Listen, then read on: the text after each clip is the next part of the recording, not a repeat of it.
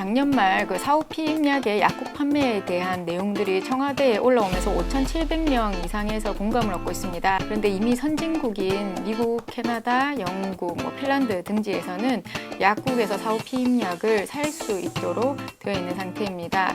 그러면 이 사후 피임약에 대해서 오늘 다시 한번 말씀드리도록 하겠습니다.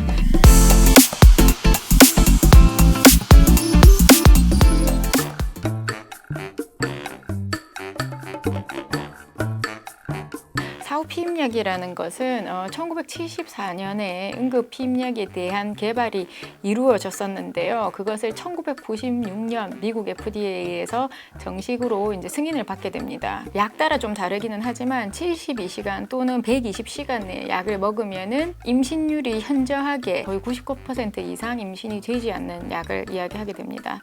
사후 피임약은 성분이 보통 우리가 매일매일 먹는 피임약의 10배 정도 되는 고농도의 호르몬 제제입니다. 그런데 이 호르몬 제제를 먹으면 난소에서 이제 배란이 되는 것을 억제를 시킬 수도 있고, 나팔관의 운동성, 이제 움직이는 걸 느리게 한다든지, 또 자궁 내막에 착상이 되지 않게 이 내막을 변화시키는 이 세 가지 모두의 작용을 해서 임신율을 저하시키는 것으로 알려져 있습니다. 앞에서도 말씀드렸지만 안에 성분 자체가 기존 우리가 먹는 약의 10배 이상 되는 고농도의 호르몬이기 때문에 부작용으로는 메스꺼린다든지 구토를 할 수 있습니다. 그리고 머리가 아프시다든지 반복적으로 이제 짧은 기간 내에 먹었을 경우에는 하혈을 한다든지 하는 부작용들이 있을 수 있습니다. 그렇기 때문에 한국에서는 의사의 처방이 있어야지만 약국에서 구매를 할 수 있게 현재 되어 있는 상태입니다. 안타깝게도 성관계 후에 임신에 관련된 짐은 여성에게 좀 더 많이 지어지는 것 같습니다.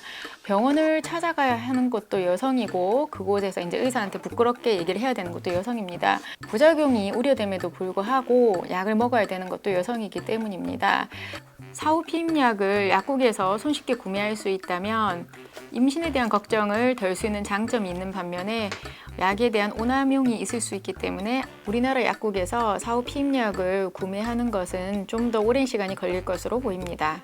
그러나 무엇보다 중요한 것은 사후 피임약을 먹지 않는 그런 상황을 만드는 것이라고 생각합니다. 그렇기 때문에 콘돔을 미리미리 좀 이렇게 구매해서 가지고 다닌다든지, 또는 콘돔을 사용하기 전에 상처가 났는지 구멍이 났는지 미리 살펴보는 것이 필요하다고 생각합니다. 좀 더 성관계 시 주의를 기울인다면 사랑하는 여성분이 그 병원을 찾아가야 되는 부끄러움이라든지 약을 먹었을 때 생길 수 있는 부작용을 겪지 않을 수 있을 것 같습니다.